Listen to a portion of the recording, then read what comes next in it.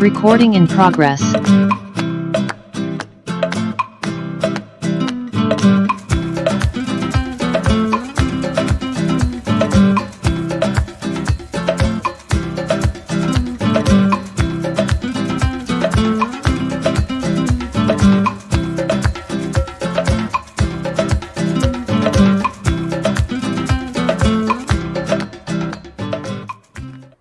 Hey folks, welcome back to Nako. Chris here, live in central Pennsylvania with my co-host Dumo Denga. It's been donkey years. My goodness, Dumo, how you doing, brother?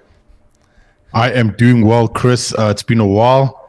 Yeah, good to be back. I'm gonna try be on here a bit more regularly. But yeah, man, it's I'm just itching to have a good discussion today. Yeah, me as well. And maybe we can talk a little bit more around Africa, not just South Africa today, because the idea is to talk about African issues as well. But Dumo's been out of the net for a while. I don't think he's been on air for about 3 or 4 months, if I'm not mistaken. And we haven't done a Nako in that time because of other things. And by the way, we can only always count on Dumo to show up for Nako. Koketso gave me some lame excuse. He's in Cairo or something like that. I don't know what's going on there. I don't know if he got on the wrong plane or maybe a Polish racism wouldn't let him into Poland. I don't know what's going on. But yeah, so Koketso's not here and our other participants aren't here either, but we can always count on Dumo coming in. Of course, Dumo, you should know from Man Patriot podcast. To those who don't know it, the link is below the video. You can check it out. I highly recommend it. Now, did Man Patriot also take a hiatus while you were away from the mic? Yeah, we actually did.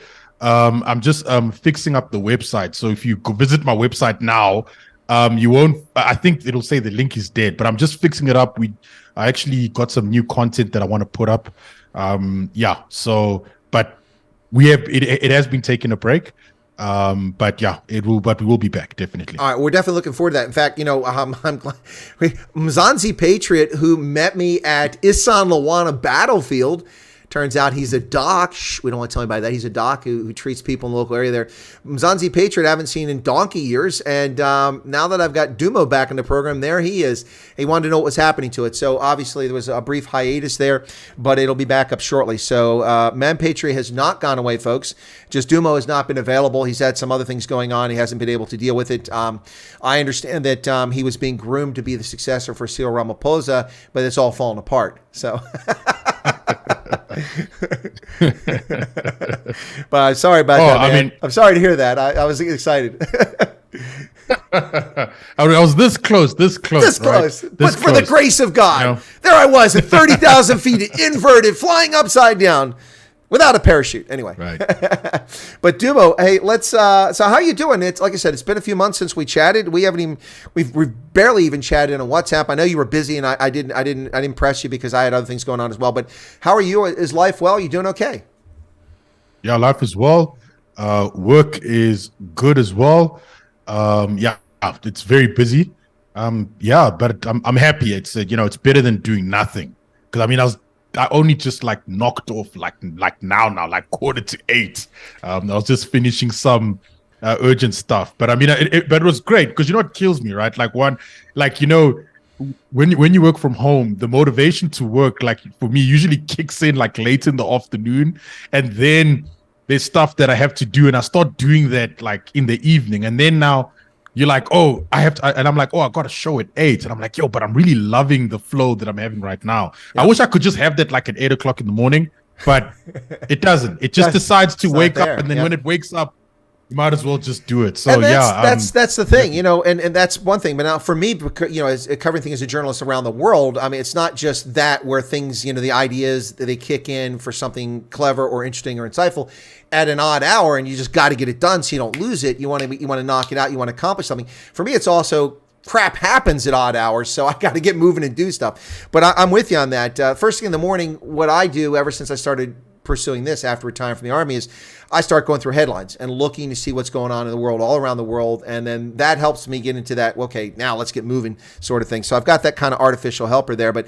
last night I missed a phone call from someone that was important. And at 1:52 in the morning, I sent a text message responding to the person. He's like, what are you doing responding to my text at 1:52? You should be asleep. I'm like, dude, you have no idea what my work schedule's like. I mean, some days I'm up at 1 o'clock in the morning, at 3 o'clock in the morning, live broadcasting or doing interviews just because people live in New Zealand and I can't expect them to be up at 1 o'clock in the morning to give me interviews. So I got, anyway, but yeah, it's, it's the world we live in. So, I mean, when you work from home, just doesn't mean you don't work, but you got to find that motivation. So listen, let's talk about some of the stuff that's going on here. I don't know if you're keeping track. America, since we last spoke, Donald Trump has been indicted twice. He's been indicted in New York for non-existent crimes. He's been indicted in Florida for crimes that Joe Biden has committed, Mike Pence has committed, Hillary Clinton has committed, but Donald Trump apparently is the one that we have to worry about. So anyway, that's going on. Hunter Biden has taken a guilty plea and he got a pat on the back and, a lollipop and no jail time for defrauding the American taxpayer of $1.2 million in 2 tax years. Jeepers. And also for illegal possession of a firearm, despite being a convicted felon. Anyway, but he's getting a pat on the back. Contrast that with Paul Manafort, whose life was dragged through the coals and sent to federal prison for a couple years until Trump pardoned him.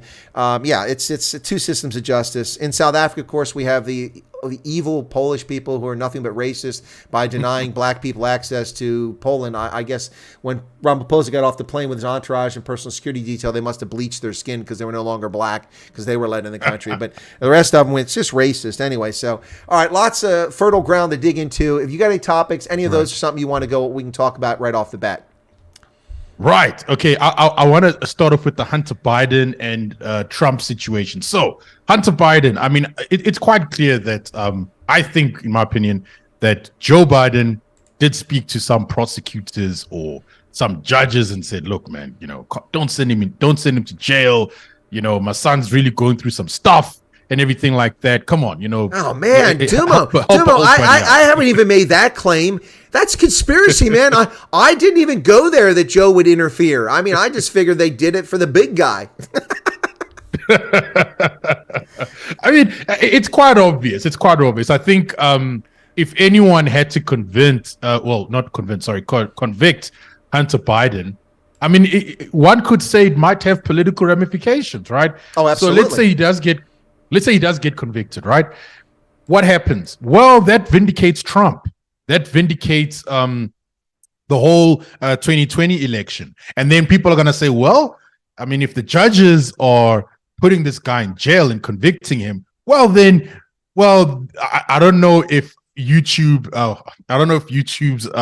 will take this down, but I'm going to try to say this in a... Don't talk about the choosing of 2020 and we'll be okay. Yeah. Okay, cool. So, other topics relating to that Hunter Biden's laptop issue will come up and people are going to start questioning it again. So let's just, say that, look, he takes a guilty plea and we just, as you said, pat him on the back, leave it alone. Joe Biden is kind of safe. So I think that's really what happened behind it. Not to say that the president himself interfered, but I think that was hanging in the air. Like, people are asking, really, if we put this guy in jail, how will it look? And the reality is that, look, I mean, judges, I mean, they are human beings. They don't want to put their head on the stake, so might as well just give him a light sentence or a slap on the wrist rather. No, it's definitely a slap on the wrist, and it's interesting because this is an investigation that has been ongoing at a glacial pace for 5 years. The Justice Department started the investigation in 2018 under the Trump administration, and only now are they pursuing a guilty plea. So it raises all sorts of questions about why this was never addressed sooner, why the charges, why no guilty plea sooner. This guy is just a nasty human being, just like his father is a piece of work. But, it's you contrast that, like with judges, how would it affect the election? Well, how would it affect the election if the New York District Attorney, for Manhattan District Attorney, takes non-existent state crimes that are actually federal misdemeanors that have expired the statute of limitations by 4 and 5 years, so they're not even crimes under the law, takes federal misdemeanors, bootstraps them together to make a claim that it was an attempt at a felony defrauding of people in New York for crimes that don't exist, and then indicts the former president of the United States. What does that do to our national reputation and for the rule of law? That's the first one. Before we can get to the classified documents, that's because you and I haven't talked in a while. The Alvin Bragg indictment in New York has no legal merit whatsoever. You don't need to be an attorney to figure that out. Agreed. I mean, the Trump situation, it's so interesting. I'm surprised that, that they're really going after Trump now that it looks like that he's running for the presidency within the Republican Party. I don't know. It seems like they're threatened by him, and then now that also raises more suspicions, right? Like, this guy lost in 2020. Why be afraid of someone who lost in 2020, right? Yeah, exactly. Why be you afraid? Already beat him once. What's the big deal? Beat him fair and square again. Exactly. There we go, right? Which then raises questions about the last time. Exactly. There we go. That's the thing. So it really goes back to the topic that we can't talk about. Exactly. But I think that's the reality. I think they're probably scared he might get a good resurgence. Look, I don't know. I mean, 2016, Trump was like a breath of fresh air, right? Now he's not the president. Now it's like, we had him before. I think people are going to want someone new. Maybe they're tired of Joe Biden. But the reality is that going back to the indictment, I really think that it's quite clear that, Trump won't serve any time for this. This is just a smear campaign tactic that the Democrats are going to use should Trump win the primaries with the Republicans. So I think if he wins that, then they're going to try use that as propaganda to say, oh, but he's got these charges against him. You can't put people like that in power. Well, not charges. So, I can already tell you the adverts. The criminally indicted. The criminally indicted. That's what they're going to say. That's what they're going to go with. Yes. Yeah, because the impeached didn't work. He was never impeached. Twice he defeated impeachment, so they couldn't go with that. They tried the twice impeach, and it polled at about 3%, so it didn't work. But the criminally indicted, that's damning sort of allegation. Yeah, so the New York one's going to go nowhere. So then they've got this situation in which all kinds of contortions are going on here left and right. Trump is his own worst enemy, though. He's got a big mouth, and his big mouth has got him in trouble here because there's a recording, apparently, of him bragging to a publisher and a journalist that, listen, because what we're saying is that Milley lied in the press and said that Trump tried to start a war with Iran, when he says, no, that guy brought me a war plan. And I said, no, I mean, look at this. And now what I said before Trump responded a couple days ago, and I said when I heard about the recording, is that, listen, this is Donald Trump. Do you honestly think he actually had that stuff in his hands? He's probably just running off at the mouth going, look, this is a secret. I can't tell you about it. I couldn't declassify this, but now I can't tell you about the plan. Because he knows he can't tell him about the plan because he knows it's classified. So he's protecting the classified information while he's running off at the mouth, boasting about what he had. So that's classic Donald Trump. And so now he says that I didn't actually have the classified documents. You have no evidence of that. I was just waving newspaper clippings in front of them. And I believe 100% that that's a true statement. Yeah, that's the thing. And now talking about propaganda, I mean, the Democrats, or again, assuming that he wins the primaries, they're going to use that against him, and they're going to play that clip in their adverts and say, look, I mean, this person brags about classified documents and reveals reveals the contents of those documents when he's not supposed to. And then they play the clip afterwards and they say, do you want a president like that? A president that can't keep a secret or something along those lines? Well, especially if they go back to his 2016 when he said, against Hillary Clinton, that he would ensure that our nation's secrets are protected. He railed against Hillary Clinton. So all of that plays very well into the echo chamber of the people in the political left who are going to not vote for Trump anyway. But it also probably siphons some independent voters away who are trying to be fair because they don't have the full story. And in this day and age, you don't need the whole story. You just need what the media is spoon feeding it, which is garbage. Right. Yeah. And a lot of it is garbage. I mean, I haven't been watching a lot of CNN lately, but nobody has. Nobody has, brother. Not even in airports. They're turning the TVs off in airports with CNN now. They're putting the travel channel on. No, and it's funny because sometimes when I go to gym and I'm cycling and then CNN's on and I want to just tell someone, hey, can't you just change the channel, please? At least put on Conti Network or something, but not CNN. Oh, my word. Yeah. I mean, you just see these, the tickers at the bottom. You know, Trump this, Trump that. Or when Joe Biden says something really stupid, they'll just pretend it didn't happen. You know, well, I mean, like for instance, God save the Queen. Hey, Joe, the Queen's dead. What the hell? Or the one that came right before that. I'm gonna build a railroad from Pacific Ocean to China. What the hell, dude? You have the pylons to go three kilometers below the ocean surface to put that railroad in. Oh my God. Oh my God. This guy is just, wackadoodle, and they just constantly excuse it. Like when the member of Congress who was killed and she died in an accident or something like that, is Stacey here? Dude, you just sent condolences to her family 3 days ago and said a prayer for her because of her passing. Oh, it's just look, it's beyond embarrassing, but let's take a contrast this very quickly with Joe Biden. Now, I know personally from my colleague who does a radio program with me, who was part of the White House communications team when Biden was vice president and he was on the Biden detail. So every day his life was Joe Biden. And on the weekends, they would travel on the Acela train, Amtrak, up to Delaware. Joe Biden would pull out of his folio, his briefcase, classified documents on a public train. Top secret Senate Department information, and start reading it and look at photographs of battle plans and things for Afghanistan and Iran. And his military staff members would say, excuse me, Mr. Vice President, you can't have that on the train. It's classified. You can only have that in a classified space. Number one, he doesn't have courier orders. In order to transport classified information physically, you must have courier orders. He didn't have courier orders. Yeah. Number two, you can't just read it in an open place like that on a train. And just was Joe Biden's response. These are my people here. There's no danger here. So Joe Biden has a disdain for classified information. He's exposed, and this is a story that the press doesn't cover. But it's a matter of fact. Right. It's true. This is a true story. Nobody in the press has ever reported this except me and my colleague. And he's not the only one. Others know about this. He did this all the time, the entire time he's vice president. Who knows? He probably went to Starbucks as a senator and left top secret documents sitting in Starbucks, for all I know. But so that's one thing. Then we know that Joe Biden stole top secret Senate Department information documents from the government when he was a senator and as vice president, and left it in a think tank in an unsecured public building known to be frequented by Chinese spies by the counterintelligence experts. Yes. And he kept them in a box next to his Corvette in a garage in Delaware.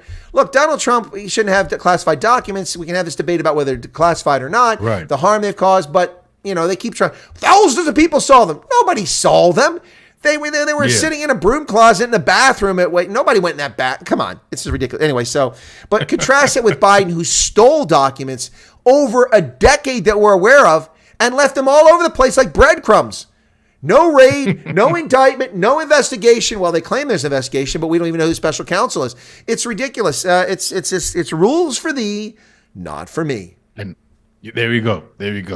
And I think that's going to be pretty much it. I'm wondering, why didn't Donald Trump do this in 2020? He should have done that. He really should have actually hit Joe Biden hard on that one about the classified information and so forth. Well, he didn't know. I think he didn't know about that in 2020. That was the thing. This only came to light around the time that they were getting ready to raid Donald Trump, and I forget why it came out, but I think a whistleblower kind of put it out there because they were covering it up. Trump didn't know about it, but it begs the question: why didn't Trump pursue espionage charges under the Espionage Act against Hillary Clinton for 33,000 emails for ignoring the subpoena from the House of Representatives when she wiped the hard drives? I mean, it's a criminal act that can be prosecuted under federal law. Now the statute of limitations is probably expired because it's been so long ago, but I don't know that there's a statute on. I have to look and see. But the point is that why wasn't she pursued? Probably because, it'll look like, getting even sort of thing, and it's a bad optics. But it's the same question I had with Trump. Why didn't the federal government intervene when the Capitol Hill Autonomous Zone was declared in Seattle? They declared their own republic within the confines of the United States. That is, by definition, let's see, what's the word? Insurrection. But the federal government did nothing. A federal courthouse was attacked. They cordoned it off and they occupied it. And instead we get people who walk into a building on January 6th being called insurrectionists. It's ludicrous. Anyway. And that's the thing about the Democrats, right? Whatever misstep is made by a Republican, they really take it to its full limit.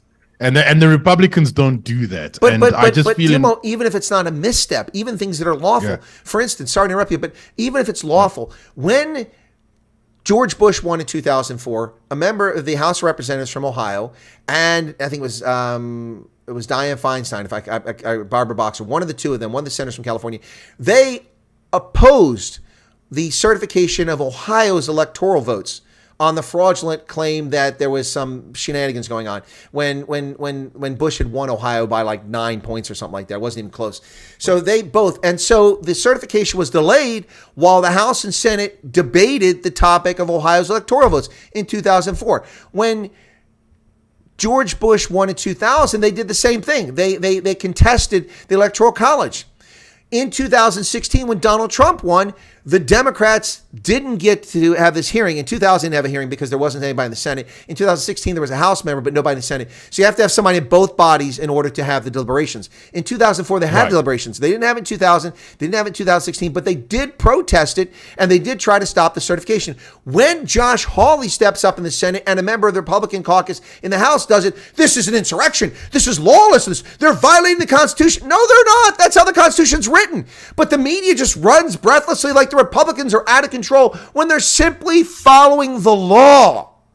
So it doesn't matter if the Republicans misstep. When they follow the law, I mean, look, if you follow science and believe in two sexes, you're homophobe. If you don't use Z and Zer and Zem and Zepper, Zipper, you are a criminal. Give me a break. Right. Sorry, I got a little carried away there. No, but that's a good point. I think it just goes back, like, you know, when the Republicans make a misstep and even follow the law, the Democrats will take it really far. And they have the press backing them. That's the problem. Yeah. Yes.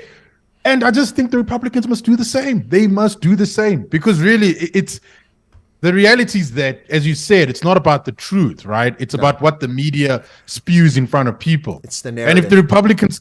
It's the narrative. So if the Republicans can change the narrative, then, you know, do it. Do it. Why not? Well, but I mean, it just seems like they're too polite, in my opinion. When the Dobbs decision was handed down last year, the first thing we heard was absolutely ludicrous, but they got away with this. This is the narrative. Oh my God, abortion is illegal. False. Abortion remained legal in every jurisdiction in the United States until some legislature in a state and a governor took action. So abortion was not illegal. That's a lie. That's a lie. It remains legal in many places. That's the first thing. Second, this is the end of interracial marriage. No, the Loving versus Virginia decision of 1966 said that that's unconstitutional. So it's not the end of interracial marriage. And by the way, Clarence Thomas is married to a white woman. He's a black guy, so I think he probably would vote against banning interracial marriage since he's in one. You know, I'm just, you know, it just, come on. And then it's like, this is the end of contraceptives. What do contraceptives have to do with the Dobbs decision?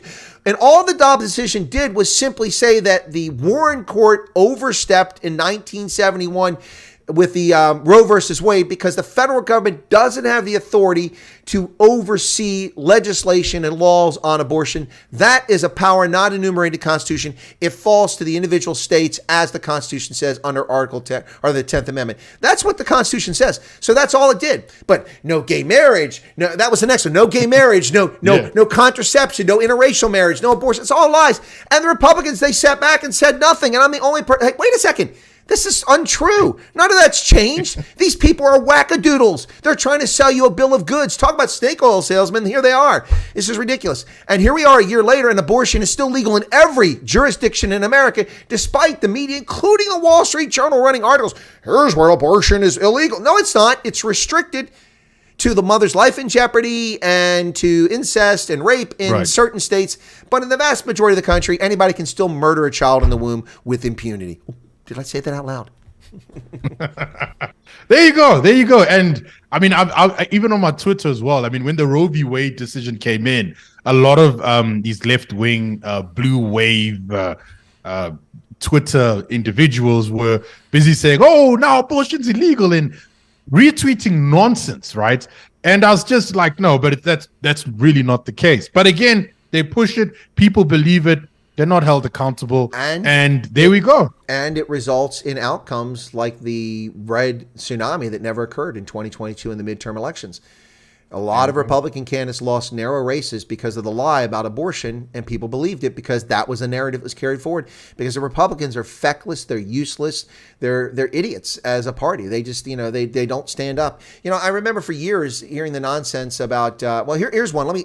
If any Republicans worth the salt, when it came to the deficit ceiling being increased, they would just start talking about the obvious, which I talk about with according to the crap weasel down under. I have no audience, and it is pretty small. But anyway, for the tiny audience, I share it with them. The U.S. government, Matthew Dixon just gave a super chat because he's been trying to get my attention for a while. He said, can't listen to this racist transphobe anymore.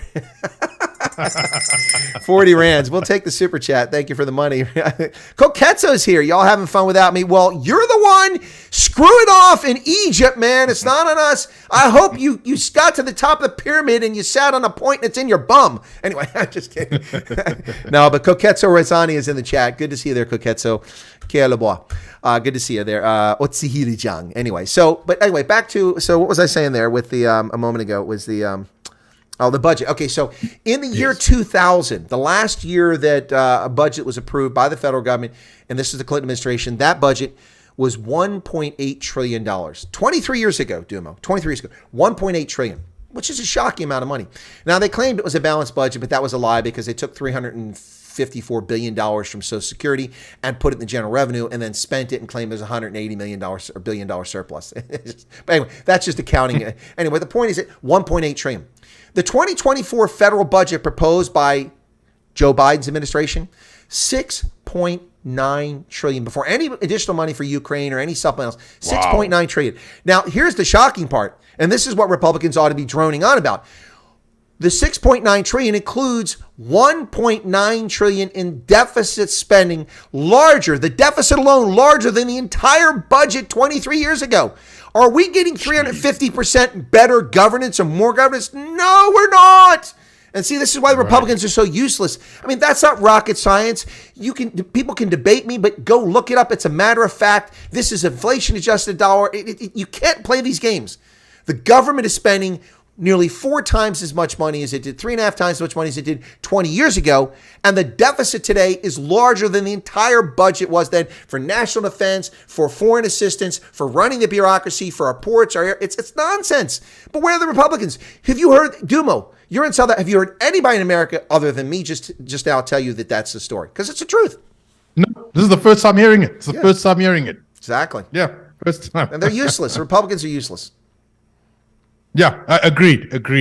Hopefully they'll have a candidate that can challenge, for their sake, that can challenge Biden or RFK.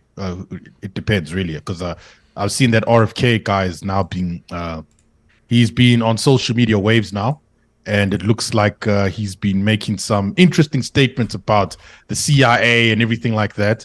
And even people on the Republican side are starting to take a liking to him as well, which I find to be interesting. Yeah, listen, when it comes to RFK Jr., Bobby Kennedy Jr., interesting guy, but he's got some serious issues. And the first one with me is that he's making this argument that China is only opposed to the U.S. because we're making them opposed to us. We're going after them. It's just total nonsense. Total nonsense. Hang on a second. I just have a little trouble with my screen here. Just to stretch the screen. There we go. Okay, no problem. We had a little overlap there. So for some reason, it's not. Okay, we're good. Okay, sorry. I thought the viewers were getting something they shouldn't see. So anyway, for some reason, the top of the menu is not there. What's going on there? Okay, there we go. Ooh, that's sexier. Maybe we should just go with that. We can see the background. Let me see. Anyway, yeah, so the title bar for some reason will show at the top. But yeah, no, Bobby Kennedy Jr. is interesting, but he's not going to be president. The Democrats are going to, I think what's actually happening, Dumo, is that right now the Democrats are in the active process of abandoning Joe Biden. And I made this claim when Susan Rice left the administration, because to me, this country was being run by Susan Rice, by proxy, Obama. through Susan Rice, who was in that White House. Joe Biden isn't competent to order ice cream, let alone, make decisions about Iran. So, or walk up a flight of stairs twice in a row, So I think that what they're doing is when Susan Rice left the White House in May, that made it pretty clear to me that the Obamas are turning on Biden and that's where it's going to go. You're seeing a lot of gaffes, a lot of stuff come out on Biden now that was simply covered up in the past or not discussed, and people are talking about it endlessly. And I think it's because they're going to draft Gavin Newsom to be their standard bearer in the election. It's not going to be Bobby Kennedy. Okay. Bobby Kennedy is outside the clique. He's not in the clique of the cool kids, and he's not going to be the guy. You see it with YouTube censoring all of his interviews. You see it with social media and the media lying and hiding, calling him a wackadoodle. But my problem with him is that his take on China is juvenile. This is what we've done since 2000, since 89, since Tiananmen. We've appeased the Chinese. Now we got Blinken going there on his knees, kowtowing in front of Xi Jinping, saying, "Oh, okay, we'll forget about the spy balloons that invaded our territorial sovereignty and floated over our nuclear missile bases in North Dakota, South Dakota, Colorado, our military bases. And then, we shot it down when it was over the Atlantic because we want to look like we did something. We'll forget about the spy balloons and all the copyright theft and all the intellectual property theft and the spying and, and the protectionism. Okay, just please be our friend." I mean, it's ridiculous. It's ridiculous. That's what's going on. So, I mean, I think that we're going to see the Democrats draft gruesome Gavin Newsom as their standard bearer. It's my thought on it anyway. Yeah, I think, that sounds correct, because Gavin Newsom he is that typical Democrat politician. So, I agree with that. He's a wackadoodle. Well, as far as Republicans, despite the indictments, despite the document stuff, despite the civil case, that's another one. So did you know this story? So New York made a law that for 12 months allowed people to file claims, supposedly because of the Me Too movement, claims of sexual harassment and assault or workplace, uncomfortable against someone. The law was written to go after Donald Trump because they found someone who had allegations from 25 years ago that Trump sexually harassed her or sexually assaulted her, touched her in unwanted fashion. So they changed the law. She filed a civil suit, not a criminal suit, a civil suit for restitution. She had no evidence, no police report, no rape kit, no photographs of bruises, no witnesses, nothing. Just her allegations, went to court, civil court in New York against obviously a tainted jury, and then she won a judgment. Trump didn't even testify because he didn't feel it was worth his time. Wow. And so she won a judgment of like $5 million against Donald Trump for him sexually harassing her 25 years ago. So now they can say that Donald Trump, they'll say convicted, but that's not a conviction. In a civil court, it's not a conviction. Right. It's a judgment. So he has a civil judgment against him for sexual harassment from 25 years ago, which really to me is just hush money that the government let somebody get. So it's a gravy train money, but the law has now expired again or is about to expire and no one else can use it. It was only brought in for 1 year. The statute of limitations on the supposed crimes expired 20 years ago. This is insanity. Right. This is how people abuse the law. Anyway. Yeah, and if Donald Trump makes more traction, they might create another law just to get him down. Well, it's ridiculous. Trump is up by 30 to 40 points in the polls on his closest chaser, and that's DeSantis. And now there's like 80,000 people in the race. I'm going to announce my candidacy for president next week. I mean, the mayor of Miami's in there, and Chris Christie's in there. Chris Christie's not going to get conservatives to vote for him. He just said that sexual reassignment surgery should be allowed if the parents consent to it. Listen, I know lots of parents who raise kids, and they're not appropriate to make decisions for their children, and neither are the children. Let them become adults, and then we'll see what happens. But no, Chris Christie has shot himself in the foot because he thinks he'll appeal to leftists, and it isn't going to work. You got an R next to your name, buddy. They're not going to vote for you. And you look like you spend way too much time at KFC. They're not going to vote for you. Yeah, man. Oh, that's American politics now, for you. Slippery Pickle had a good comment here, Dumo. He said that you don't need a rape kit to convict Trump. You just need clear evidence of where the tan rubbed off. Oh my goodness! Now we laugh about that as conservatives, but you're libertarian. But I mean, it's kind of like conservative. But I mean, if you said that to a leftist about Biden, they go apoplectic. They'd be looking for firearms right now to shoot at us through the electrons.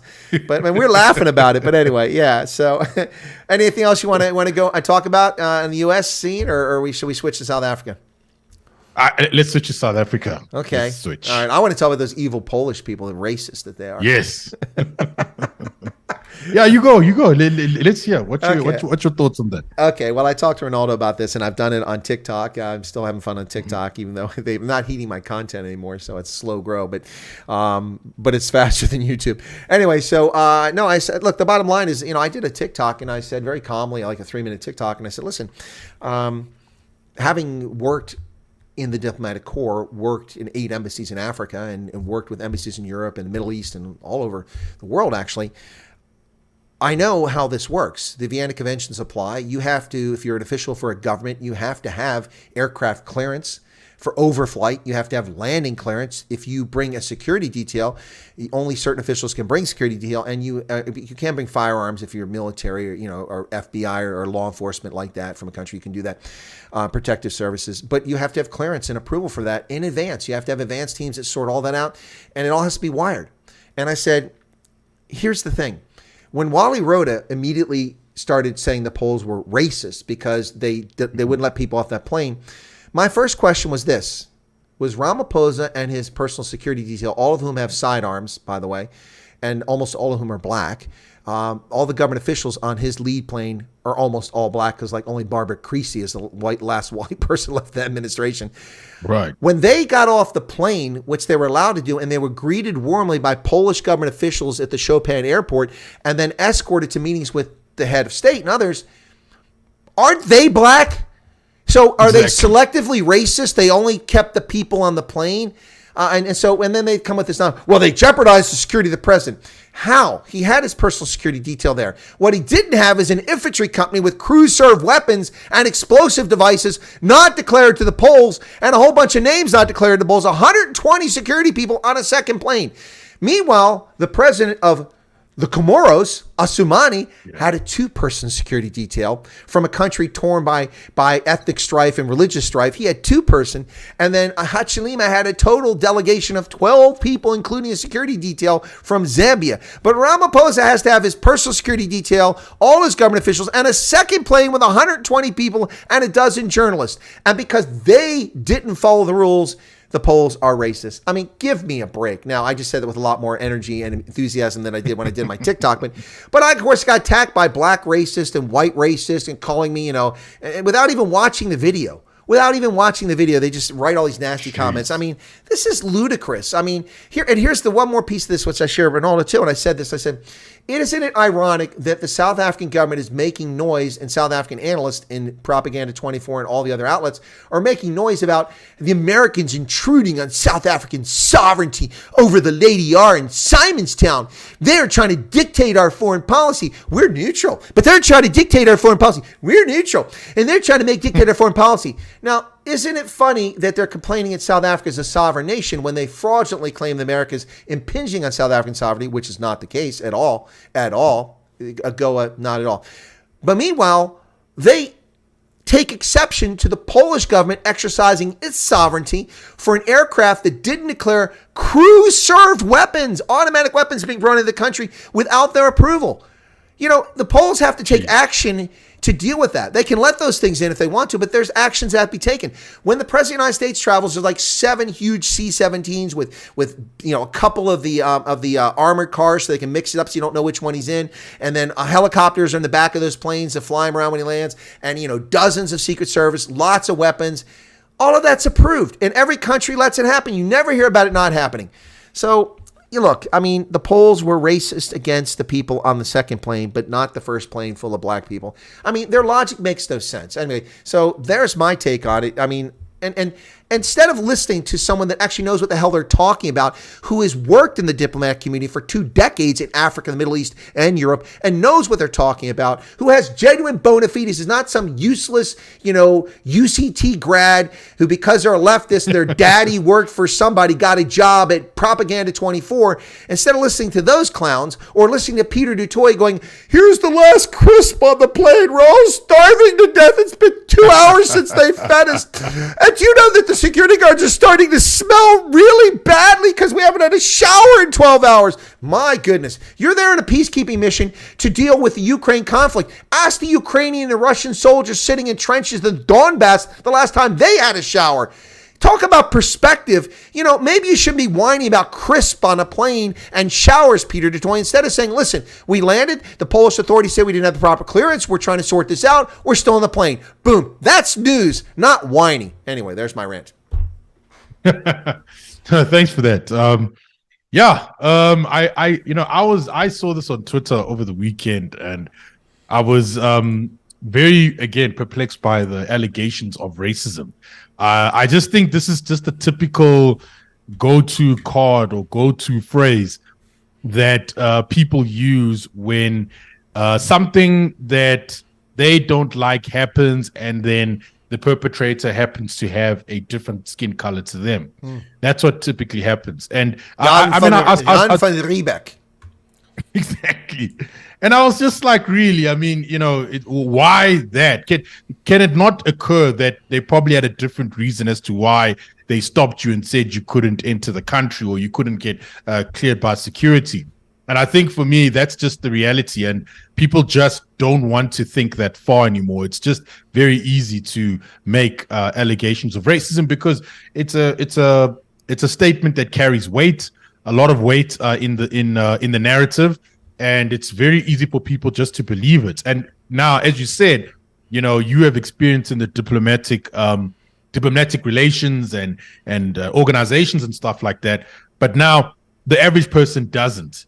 And now, and was it the pilot? Wait, no, it wasn't the pilot. It was actually that head of security. No, it was Major General Wally Rhoda, who's not a major general. That's just an appointed rank. He's a private security guy who's been appointed the head of the Presidential Protection Service. But a major general, no, that was added in last minute. No. Yeah, guys, general. Here he is. Here's our Major General. Yeah, remember him from we remember Major General Wally Rhoda from the campaigns in the Angolan bush. Not. Yeah, and I saw other journalists complaining and stuff, and they were saying, "Oh, I cannot believe this is how they treat us." They try to make it sound like as if because they're from South Africa, they treated them badly. And I think when the plane went back to South Africa, apparently they were guided by other aircraft, and they're like, "Look, there's other aircraft surrounding us." And they're only doing this because they feel like we're a threat and everything like that. And I'm like, look, come on, man, it was a personal escort. You should take pride that they care so much about you. I don't know. I just felt that also that they were trying to milk the situation as well. Yeah. Because I remember when I went to Mauritius and we're about to leave, and then there was something wrong. Did they let you into Mauritius? Yeah, they let me in. But you're black. You know where that comes from, right? That's Lethal Weapon. No. That's Lethal Weapon. Yeah, no. I haven't seen it. Lethal Weapon 2. Which one? Lethal Weapon 2, which was the best one. 2, yeah. Lethal Weapon 2, they go to the South African consulate in Los Angeles because they're trying to slip in to find out what's going on. And so Danny Glover is outside, and then Joe Pesci goes inside. Hey, look, my friend wants to immigrate to South Africa. This is during apartheid, 1989. My friend wants to immigrate to South Africa. And then they've got this official there who's an Afrikaner goes, of course your friend can, you should bring your friend in. We welcome immigration to South Africa. And so Danny Glover comes in and he says, yeah, I want to immigrate to South Africa. Big black guy goes, but you're black.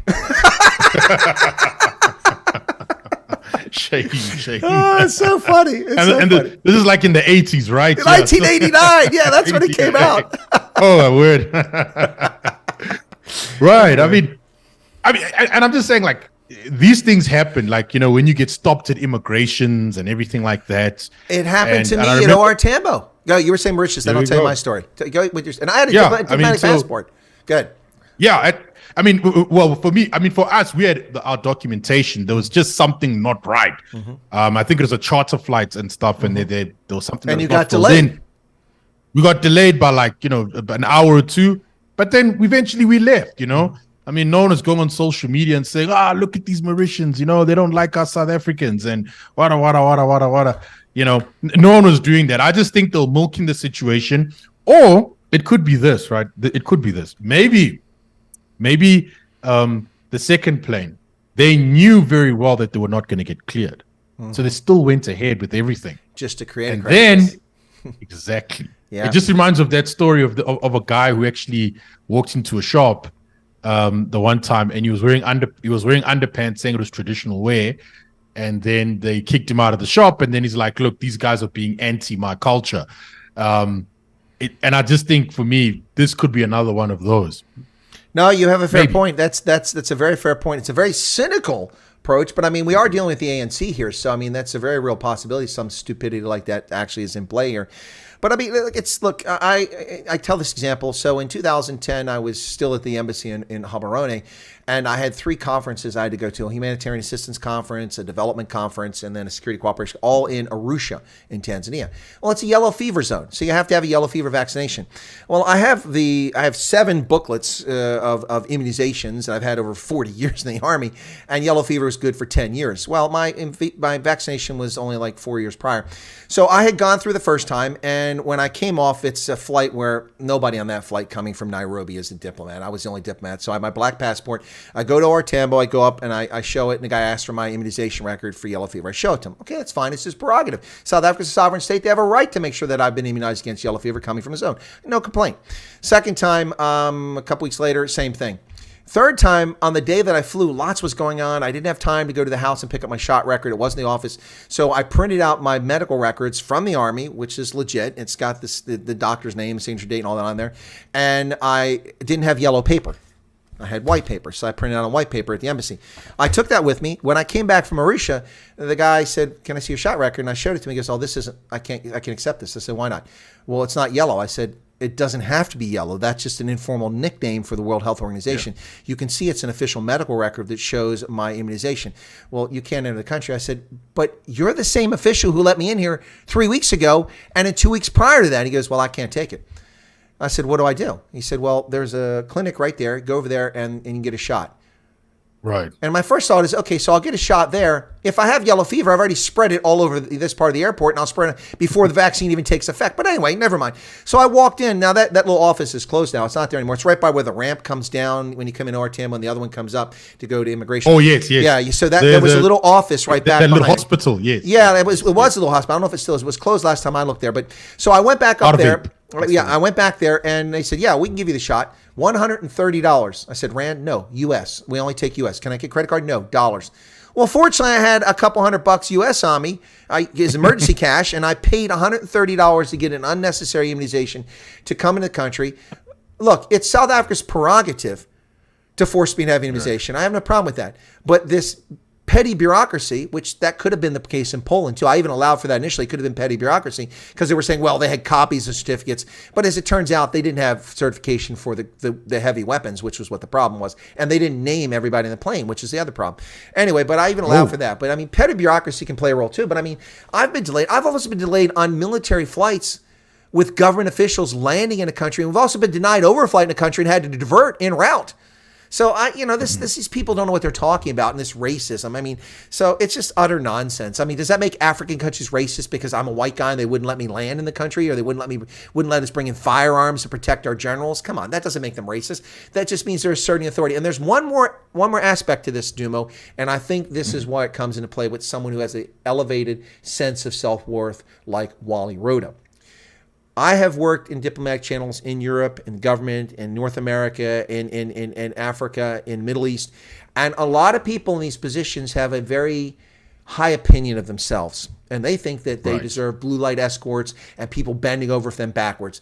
And I guarantee you that Wally Rhoda's ego played a big role in this escalation that he claims took place and this racism thing. He's full of it. He demands people to snap because he is the head of the Presidential Protection Services, and you must do. I saw this in Liberia. We had in Liberia, and I'll wrap this up and then I'll get back to you in a second. In Liberia, we had a situation in which the United Nations mission there, the commander's vehicle, was chased off the road by the security detail protecting the Liberian president.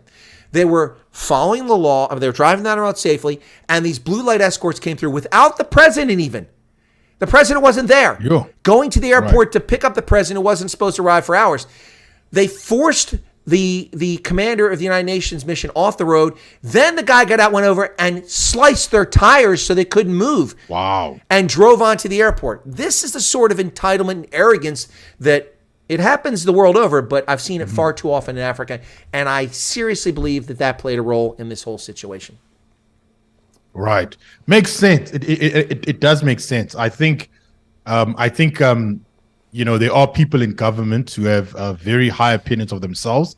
And I think that because they occupy those positions, they feel that they can just, you know, strut their stuff. And and then when they actually do get challenged, or racism, someone says, hey, exactly, there you go. I mean, and I've seen this at university as well. I mean, I remember the one time when I just finished my master's dissertation and I had to go pay the registration fee because I handed it in after the 31st of the previous year. And I remember there was this guy, he was complaining at the fees office and talking about how badly he's being treated. And the way he said it, he's like, I've paid so much money at this university. I cannot believe I'm getting this treatment and whatever. And the guy's like, look, so you just need to pay this. It's not a lot of money. You need to pay this and everything will be fine. And he just went on and on. Who are you to charge me? Exactly. And I think what's happening is this is just something that I've noticed. I'm not saying it's an African thing or whatever, but I think especially people in my generation, there is this sense of entitlement, which I think is a bit toxic in my opinion. There is this idea that the world owes them something, and whenever challenges come in life, they, you know, fold over and they will say things like, you know, someone's against me and stuff like that, when it really isn't like that. Sometimes life is unfair. Sometimes you can be in the wrong place at the wrong time. It happens. And people just don't go through that. And as a result of that, they just think that everything should be served on a silver platter. And as a result of that, you know, then they behave that way. And I can see that in government as well. So, yeah, I do think that perhaps if that Rhoda guy Major General Wally Rhoda. Wally Rhoda, perhaps if he had a better ego, maybe this would not have made the news in the way that it did. But again, of course, you know, you just got to pull out the race card because maybe in his life, he saw that it works quite a lot. Well, sometimes you just have to follow the rules. And they didn't do that. Well, listen, I was going to switch to more African affairs, but Michael Holmes just jumped in chat and asked a very apropos question. Let me get your thoughts on this. Now, before you respond, let me just point out that Gabe McKenzie's been in the news twice recently actually 3 times. The 3 times he's been in the news recently have been his trip to Orania, in which when he was interviewed by Pinul, whose subscriber base I'm envious of, but Pinul, when he interviewed him, both of them said, no, it wasn't Pinul. I'm sorry, it wasn't Pinul. No, he just went Pinul now. He was interviewed by propaganda. Oh, Susan Mpofu. Propaganda. Well, Mpofu Wash. That's what it was. I'm sorry, I'm confused. So Mpofu Wash and Propaganda Unfiltered, as I call that, you know. So anyway, but he was interviewed there, and Walsh is like, you know, Orania's racist, and then Mackenzie said Orania's racist too, without any evidence of it whatsoever. It's kind of like I just saw a video saying that black people aren't allowed to live there. Well, no, that's not entirely accurate. People who are culturally aligned, who speak Afrikaans, which would include about 600,000 black South Africans, if they want to live there, technically they could live there, but they just don't choose to. Anyway, so in that video, Mackenzie came out talking about Orania. So that was the first thing, and then the second thing was that he was accused of not depositing 3 million rand from a fundraiser in Sandton City for Karoo Central. Or Central Karoo that never made it there. And now the latest thing came out that supposedly in a by-election in Gauteng, his party or Mackenzie offered 5 million rand to the DA candidate to withdraw. That's the allegation. So he's in there 3 times. So that's Gate McKenzie in the news a lot the past 2 weeks. But Michael Holmes says, what does Dumo think about coalitions in 2024 and Gate McKenzie? So I'm not trying to wind people up. I'm just mentioning that Gate McKenzie's been in the news and also, kind of set Dumo up for any of those things he wants to talk about. Cool. All right. So the coalitions. I'm sorry. I got to stop you real quick because I got to deal with this because sorry, Dumo. That was a bit rude, but I got to do this. It just came in. Michael Holmes is Colonel. How many black and colored people live in Orania? Well, Michael, to my knowledge, 0. How many white people live in the Inganyama Trust in KZN? How many colored people? How many Indians live in there? I think some do, but can you elaborate on that? You get my point here, okay? Anyway, that doesn't make people racist because people have cultural affinity. That's a whole other story. Sorry, Dumo, go ahead. You were gating. Yeah. That's actually an important point. I think you shouldn't look at demographic representation within a region does not necessarily mean that there isn't racism there. Sometimes people just decide to live among those that share similar values, language, and so forth. Yeah. And we see that already in South Africa. Even after, as you would say, the Bantustans and so forth, you would still find high concentrations of people from a particular culture within a particular region in South Africa. And even if you go to the Eastern Cape, for example, you'll even find farmers who speak Xhosa, right? Yep. And they're white, yes, white farmers. So I think that's how it is really. It's like that everywhere. Now it's problematic to pick the one place where that only white people are living and say they're racist based on the fact only white people are living there. Should I talk about Alexandra, Khayelitsha, Gugumela? Are they racist people living there simply because only black people live there? No, they're poor people living there because they're poor. Same with the informal settlements of Afrikaners living outside of Pretoria who live in abject poverty. I remember at the beginning of the lockdown when SABC went there, a reporter goes, so is there a reason why you don't like black people live here in this informal settlement? Okay, so my question was, so you're asking this poor white guy who has no money why he's excluding black people from living on land and squatting like he is. Do you even know they're doing that? Maybe black people aren't anyway, I'll never forget that. It's ridiculous. Yeah, I just think we just have to make that point. Like, people choose where they want to be, and sometimes the outcomes they're not necessarily in control of them, right? Yep. But if people could choose to live among people that are similar to them in, let's say, culture and stuff like that, hence you find what's happening in KZN, Eastern Cape, Western Cape, and so forth. Concentration of the demographics. All right.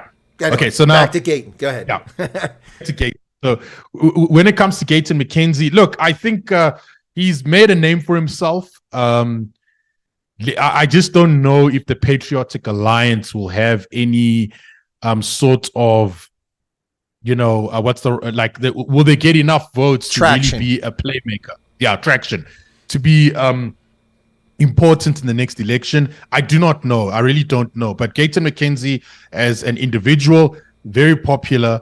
I think that, his recent, let's say, I wouldn't say skirmishes, but events that he experienced, I think that, he's making a good name for himself. I think one of the places that the not places, but municipalities that his party has taken over, or let's say won over, it looks like it's doing well, according to Morning Shot. Like, I don't know if maybe if it's biased or whatever, but I mean, I trust Roman's judgment on that. So it looks like it's doing well. I mean, he went there himself, so it looks like it's going okay.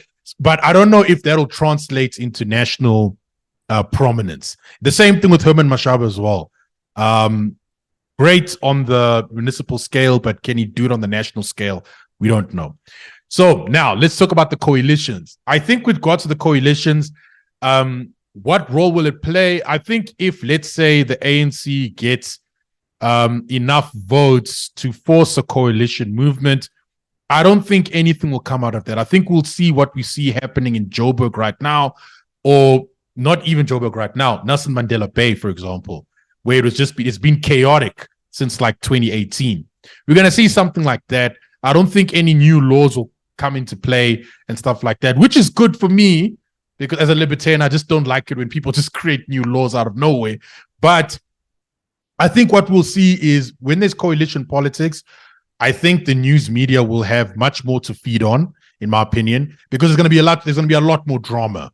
That's what I think is going to happen. If again, the ANC have to be forced to make a coalition. So yeah, that's my thoughts on that. No, it's interesting. Michael Holmes asked another question here, which is interesting too. And he said, who will the ANC go into coalition with? I think the PA, not the EFF. Well, Michael, it's interesting you say that, and all things being equal, I would agree with your analysis on the surface. And the reason is because I know people who are senior in South Africa, and I know that Cyril Ramaphosa has a detest for Malema and the EFF that is palpable. I mean, he really hates Julius Malema and he hates EFF. And I don't see, as long as Ramaphosa remains ahead of that party, which doesn't seem to be ending anytime soon, that they would ever go into coalition with EFF unless they were absolutely desperate. And even then, they might not consider it. The PA, yes. But what I find interesting is that Morning Shot, Roman, now listen, when you trust Roman's judgment, but Roman thinks he's actually attractive and he's not. So his judgment's a little skewed. Just saying. Oh, wait. No. I only trust his judgment on what is it? On what's this? On Gaten McCain's track record. I'm just kidding. But as a candidate, I don't know. No, I'm just teasing. No, but Morning Shot, they seem to think that the PA is going to be a national factor.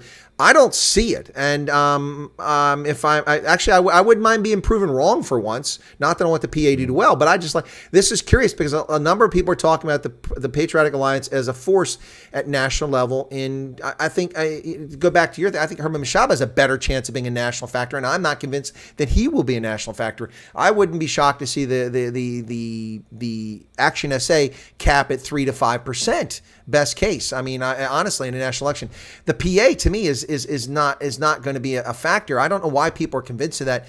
I will say this: Gabe McKenzie is becoming a master showman. He's certainly learning how to manipulate or use the press to his advantage. Maybe manipulate's not the right word, but use the press to his advantage. People aren't talking about the fact he's a convicted criminal. That's not an issue that comes up. There we go. People aren't talking about the 3 million. That should be front page news. The 3 million rand. Where did the 3 million rand go? There's evidence it was deposited in a lawyer's account for a lawyer that's a friend of his, and the money never got to Central Karoo. That was a year ago, and people should be up in arms about that, but that's just kind of dying and gone away. So I think McKenzie certainly is a personality that can draw attention and maybe will draw votes just on the force of his personality, but I'm not convinced that the PA or Action SA are going to do particularly well. The other parties have got a lot to prove too. The Democratic Alliance is not exactly, making me excited about their campaign. They're moonshot, and we're already seeing trouble. The UDM is on its last gasp. I don't know if Bento Holomisa can even retain the votes they had in 2019. Now, the one thing I think will be interesting when it comes to coalition politics is the electoral future and possibilities for the Inkatha Freedom Party. They, as I've said, since the municipal elections, have had a golden opportunity to prove to people in KwaZulu-Natal, which could give them enough of a percentage of the vote to make them a bigger factor for a coalition.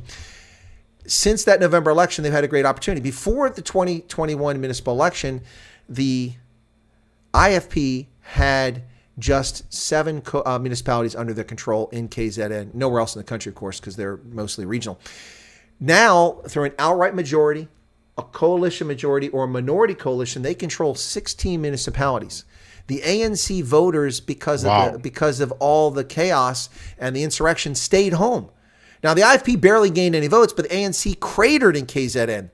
If the IFP can take those voters and draw them to their standard, kind of like the Democratic Alliance, I think, is successfully doing in Howick and Mgeni, because of Chris Pappas and that administration. People I've talked to in that when I was there, and black folks, white folks, are really impressed with what's happening. They see change. If that can translate into votes, and if the IFP can do that, then they can be a bigger factor in a coalition. But I'm not convinced the IFP is doing it. I am waiting for an interview date now with Labisa, the head of the IFP. I've interviewed him in the past. I've asked to come back on the channel. He should be on the channel hopefully next week, and we'll talk about their prospects.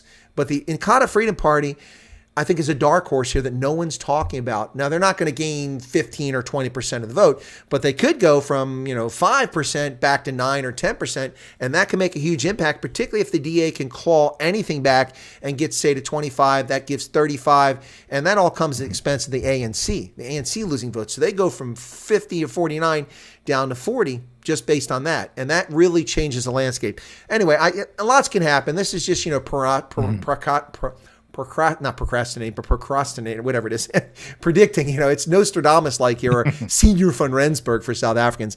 Who knows what's going to happen, but I'm not convinced at all that the PA is going to be a major factor.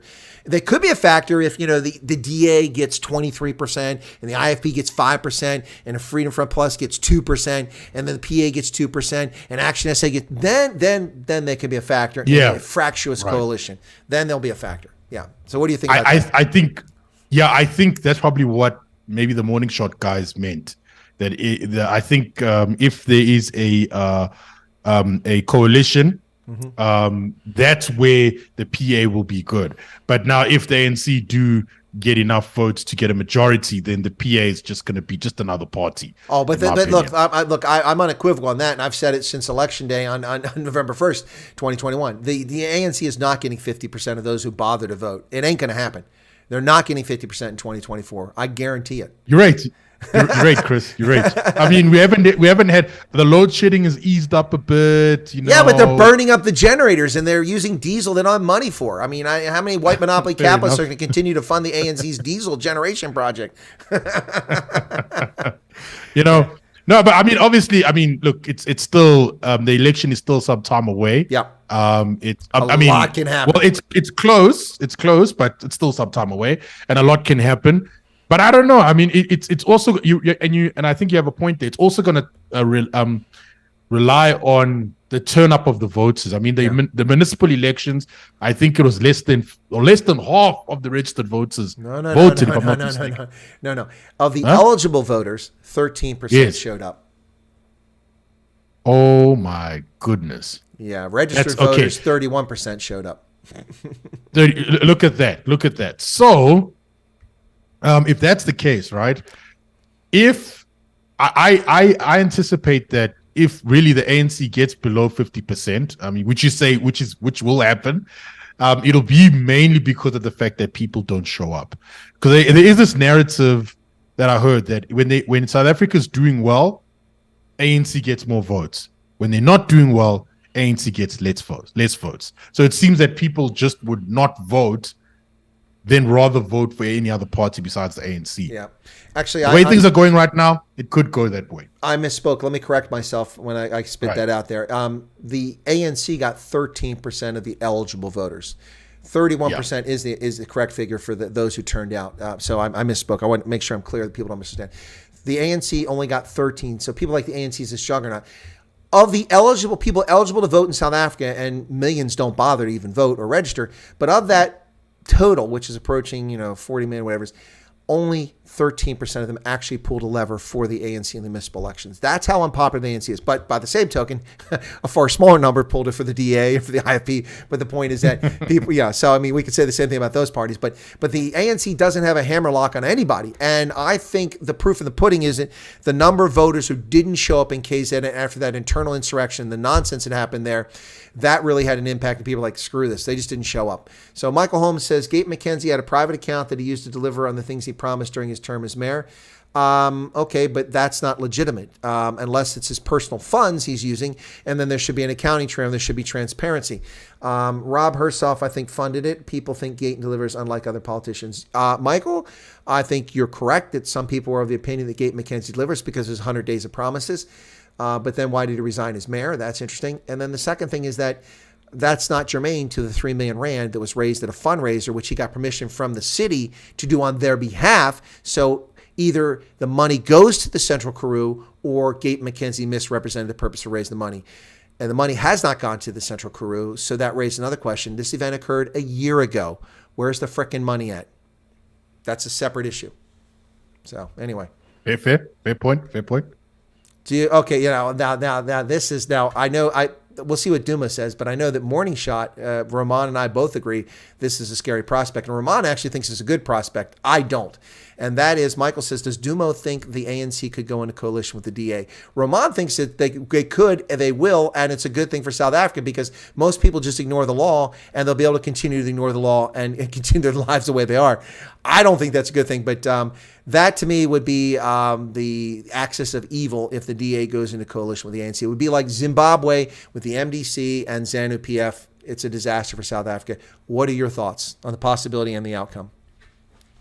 Right. The possibility of that, well, let's say probability. Okay, it is possible, definitely. But probability, I am not sure. But let's just say it does happen, right? Okay. Yeah, Roman does have a point. I think that the people are not. Yeah, it's gonna be pretty much the same and I don't think new laws are gonna be implemented. I think they're probably gonna have to meet halfway on a lot of issues. But now, since they're in a coalition, what is the DA going to demand of the ANC? They're going to say, listen, since we're in a coalition, you need to, put some of our ministers in your cabinet, for example.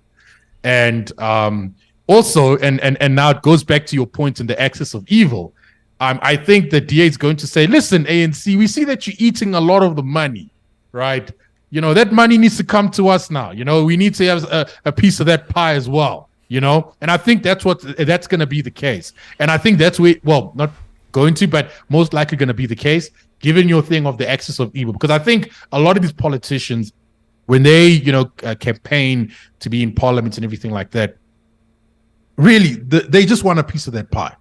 They're like, look, ANC, look, we get it, right? We get it. I mean, if we were in power, we'd be doing the same thing as you guys, right? Maybe, we won't make it so obvious. So I think that's what's going to happen. And then eventually you'll see news stories break out like, without mentioning politicians' names, like you might find another Phala incident, but with a DA politician, money stacked somewhere and so forth. So that's what I think may happen from that perspective. But in terms of new laws, I don't see any being implemented because I think what they're going to do, they're just going to stick to their ideologies at that point. Yeah. And then, but in terms of money, oh my goodness, we're going to be seeing rich DA politicians now. Yeah, no, I think it's a disaster for South Africa because it'll continue the status quo. The ANC, if that's such a thing would happen, the ANC would be smart to hand finance off to the DA, to hand off a number of other things, but they're not going to hand off like land or home affairs or defense. They're going to hold on to those things. And the intelligence, they're going to hold on to all those things. Same thing that Mugabe did, which meant that the governance was ineffective. The interesting thing, though, is because the economy is in such a disaster because the currency situation and stagflation in Zimbabwe, when the MDC took over and Tenda Mbeki took over as the finance minister, it turned things around overnight, and the economy began to recover. The currency, they used the dollar, they used the rand, but primarily the dollar, and people stopped starving, and things started to return to normalcy. But they had no control over the police, who still oppressed the population, and particularly their opposition politicians who they're in government with. So it was just a disaster for Zimbabwe, and it just allowed it, Mugabe to continue on, even though he lost an election. He lost the election and refused to leave power. And what was SADC's response? Well, it should be a government of national unity. No, he lost. They cheated. They stole ballots. They stuffed boxes. They killed opposition opponents. They raped opposition members of parliament. The security service did, and they still lost the presidency in 2008 to Morgan Tsvangirai, and they refused to give up. Mugabe wouldn't leave, and the world sat by and watched it happen. And I think a lot of South Africans might be a little concerned that if the ANC loses control of the government in 2024, will they give up the levers of power? That's another question we haven't addressed here. I'm not going to say they won't. I hope they will. But I mean, seeing the way that people like Wally Rhoda respond to simple things like their failure to accomplish something. I mean, look at how they demonize Andre de Ruyter. And he's a racist, and that didn't work. And no, he broke the law. He broke the law. What? Because he didn't report criminals. Because when they report criminals, they murder people like Babita Deokaran. I mean, she was assassinated for reporting tender fraud at the Charlie Mackeksa Hospital. I mean, when De Ruyter did that interview, people asked him what's going on. I said, well, his family's probably in Ireland. I doubt they're in South Africa because they've just become targets for assassination. And he's not living. Apparently, he's living in Germany, is what I hear. But anyway, I mean, it's a gangster state, man. Will the ANC leave power? I used to think they would. I'm not entirely convinced they will now. Yeah, given what you just said now, I didn't actually consider that. I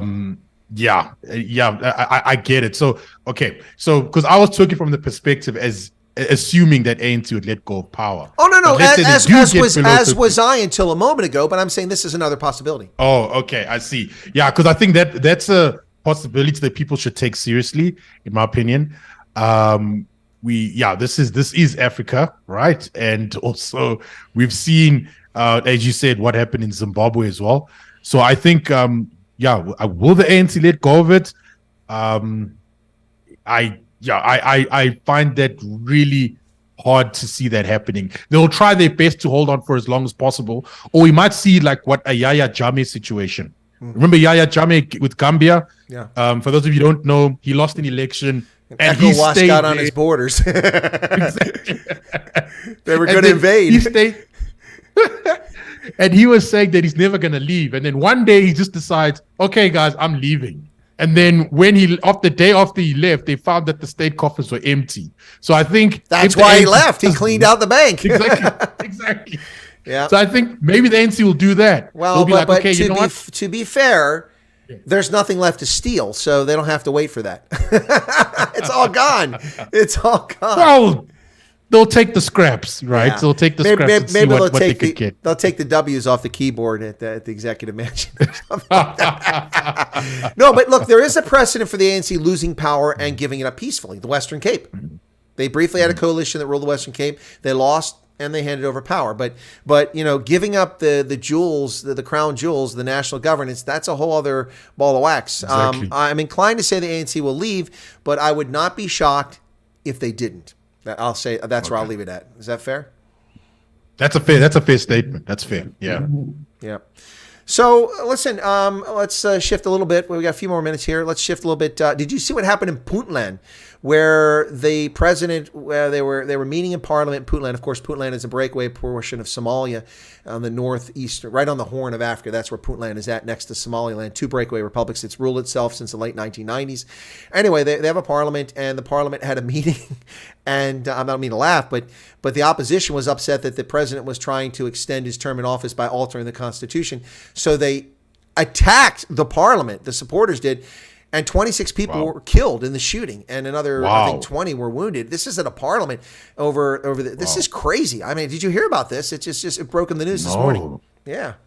No, I didn't hear about that. That's hectic. That's quite drastic measures. I think usually when people in power try to change the law in their favor, there will be complaints, and then afterwards it dies down and then they just change the law anyway. But I've never heard of a situation where guys say, you know what, because of this, we're actually going to attack, and then 26 people died. Yep. Jeepers. I mean, that is hectic. Some people will say that's such an action is actually a bit excessive.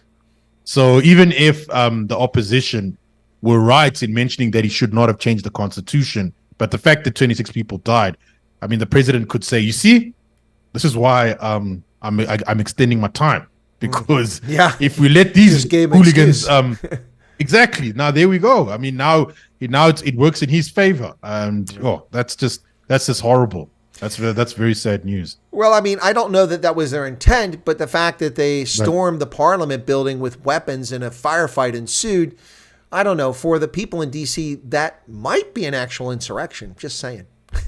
Yeah, much worse than January 6th. Yes. Yeah, much clearer intent was located in that situation. But yikes. Exactly. Anyway, it's crazy stuff. But Yeah, but South Africa's economy continues to limp along. It's crazy. Now, the two other things that bring up, come back to South Africa.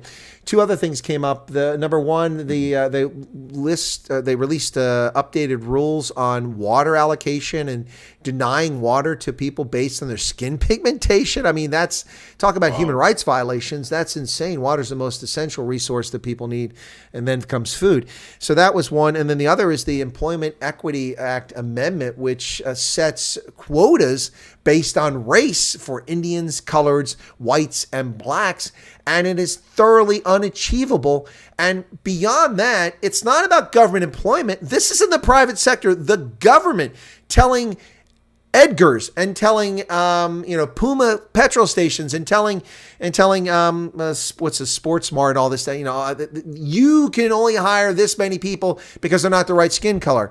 That's insane. I mean, this is obviously a populist move to attract votes for 2024 for a flailing and failing ANC. That's the only way I see it, because this makes no sense. Why, after 29 years of ANC, or 28 years of ANC, 29 years of ANC governance, is it necessary to continue apartheid-like racial quota policies? It just doesn't make any sense.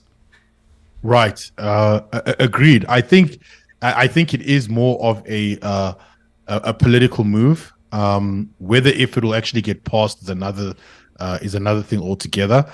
I just feel, in my opinion, that, I mean, people that want to look at this, right, from an ideological perspective, I mean, really, it's not right. It's not right for the government to step in and tell you that this is you can't have so many people of a certain skin color within your company. As a libertarian, I always say that, look, if the company wants to decide that by themselves without government interference, fine, they'll pay the price for it. Because if they're going to say that, look, we don't want whites or we don't want blacks, and then they found out that, how can I put it, that a particular skill is more concentrated within a specific race or something, and then they forego that, and then they lose out in the market, then that's their problem. They should not be. They should have actually taken better care in actually hiring the right people. But let's go back to the racial quotas. If they are unachievable, I really think that what might happen is that the private sector may just not follow it, and they might even say, you know what, if they're gonna fine us for it, fine, let them fine us for it. And I think even in apartheid South Africa, that happened before. Yes. Where right in the 1980s, right at the end, right, there were racial laws that stated that you could only hire so many black people and so forth. And companies actually hired more black people than what they were supposed to. Part of that was due to the fact they're willing to work for less. And again, the guys would come in and say, oh, you got too many blacks. And they would be like, yeah, that's fine. We're making a lot of money. And they said, okay, now we have to fine you. And they're like, yeah, we have to pay the fine. And they paid the fines. So I think that might be the case in the future for many private companies. I think they're going to say, look, it's unachievable. But at the same time, I mean, imagine if you're the CEO, right, of a company. So you have to look out for the best interest of the shareholder. So I think what will happen is that they will try to hire the right people for the right jobs, make as much money as possible, and then they'll just see a fine as another expense, and just put it under another category, under fines. But then the government may amp it up and say, no, now you have to pay more fines and stuff like that. So I think that's pretty much what's going to be the case. I think the shareholders will understand, the board members will understand of those companies, and they'll just have to live with it if it gets signed into law, of course.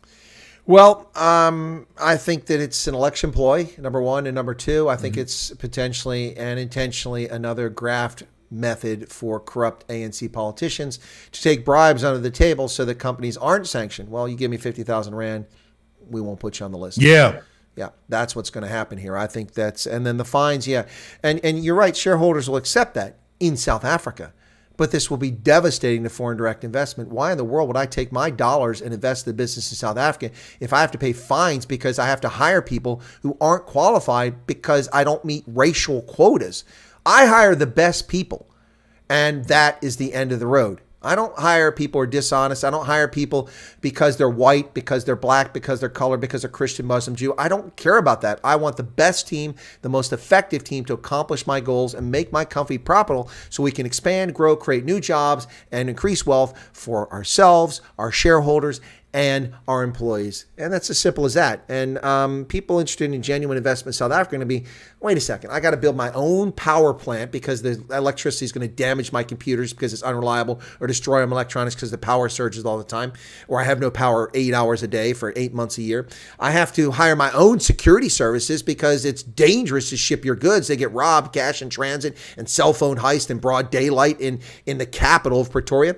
I have to train a workforce because workforce productivity is abysmal in South Africa. It's uneven. There are pockets of excellence like Dumo Dengo with a great work ethic, and then you've got Ronaldo down here with a terrible work ethic. So no, but I mean, but you know what I'm talking about. The workforce is uneven in its capability, and then on top of that, I've got health issues. I mean, a third of my workforce has HIV and/or tuberculosis, and is gone 20% of the time, impinging on my productivity. I got to put, I can't use the rail lines because they don't exist. The cables have been stolen. The rails themselves have been stolen. And anybody wants to refute that, I have the photographic evidence of it. I went to the rail lines in Gauteng and I saw them in the northern part there where they've stolen it all. And on all of that, then I got potholes that damage the trucks. And when my truck breaks down, it gets raided by all these people waiting to steal from it. Why in the world would I invest in South Africa? Fair enough. Yeah, the foreign investment question, I didn't think about that, but that's really, I think that's what's going through their mind, because again, they're there to make profit, and they're going to weigh up the cost, and they're going to see, look, it's not really worth to produce anything in this country. I remember General Motors used to be in this country, and they left for more or less the same reasons. Well, they also left because they were bankrupt. I mean, they had to dump foreign assets. That was an excuse. They were probably going to leave the market anyway, but that's why they eventually did, because the Obama administration stole the shares from the stockholders and it became government motors. But here's another reason, and I didn't talk about land. So what if I'm Amazon and I negotiate to buy a disused site that no one's talked about in 30 years? It's just sitting there in the Western Cape, and I put a plan up, and suddenly I get this indigenous, that's our ancestral land. Where was that? Why isn't it a park or a cemetery or a reserve in the last 30 years? You had 30 years to raise that concern. Suddenly when Amazon wants, no, we know what it is. People want grift. They want some of the money from it. And that's why they try to stop it. So then I have to deal with that. I build a factory or warehouse in South Africa, and then I get this fraudulent land claim that ties my attorneys up into perpetuity and costs me a fortune. Another reason why it's not competitive. South Africa is doing everything it can to make itself an undesirable destination for foreign direct investment, except for the just energy transition. Woohoo, yeah, there's a lot of money there. Definitely.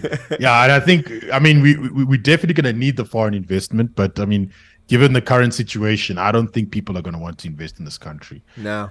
Or very few people will, unless they're willing to, be corrupt like the government. Yeah, exactly. So Rhino said discussions won't change the situations. We should make sure everyone we know, including our neighbors, register to vote and go to vote.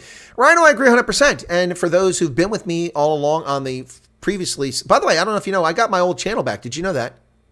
Yes, I saw that. Yes. Yeah.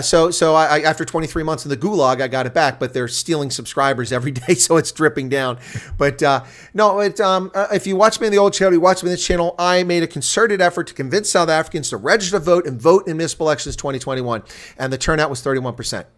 I interviewed 45 candidates from 8 different parties in the 3 months prior to the election, and 31% of South Africans went out to vote. That was a turnout. So I've already started my coverage of the 2024 election. I've already was at the launch of the campaign for the UIM, a small party in the Western Cape led by Neil de Beer.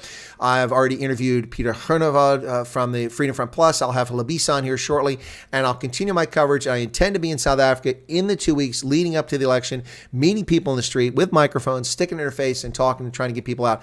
I'm doing all I can to get South Africans to vote, but y'all got to get off your bums. I can't make people go get registered. I can't make people rock up at the polling station. That's on South Africans. all I can do is try to convince people that complaining and not voting isn't the answer. And I don't want to hear the ANC is going to win, because that's nonsense. Only 13% of the people who could vote for them actually voted for them in the last election. And there's the proof in the pudding right there. All right, we've run out of time here. So Dumo, anything you want to share with the audience? And then before you finish, can you let us know when we can see Man Patriot active again? Because it was obviously something that's interested people. They've been wondering what's going on. When will we see the next Man Patriot broadcast up? And any final thoughts? The floor is yours, sir. Right. Thanks for today, Chris. It was really awesome.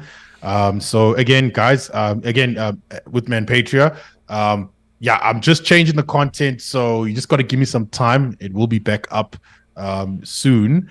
And then, but if you really want to read some of the stuff that I write, I write for Mises.org occasionally. So I've recently submitted a paper there, and they put it on their website. So just go to Mises.org and you'll find it. It's actually about load shedding, so you'll find it there. Not to say that I'm affiliated with Mises in every way. They allow people to submit articles to them, so I've written a few for them. So yeah, guys, just visit Mises.org and look for my profile there, and you'll find all my articles there if you want to read more. Thanks. Cool beans. Listen, I don't know if you saw this, but Ernst van Sale, The Conscious Caracal, recently got published in the American Conservative. He asked me to pick up a copy of the magazine for him, so he's published. That's an influential publication here on this side of the Atlantic, talking about South Africa. So you're getting published by Mises. He's getting published by the American Conservative. The only place that's published me lately was Morning Shot. I'm starting to feel like a piker here. Anyway, Dumo Denga, it's a pleasure to have you back. I'm glad to see you. I'm good to see you in good health, and it was a pleasure chatting with you again today on Nako. We'll try to get back to something regular. Maybe next week we can get Koketso to quit, screwing off in Cairo, whatever he's up to there. I don't know, maybe stealing Egyptian mummies. Who knows what's going on? I don't know what he's up to. Anyway, but thanks a lot, and we'll catch all of you here next time on Nako and on Chris Wyatt Reports, Chris Wyatt Africa.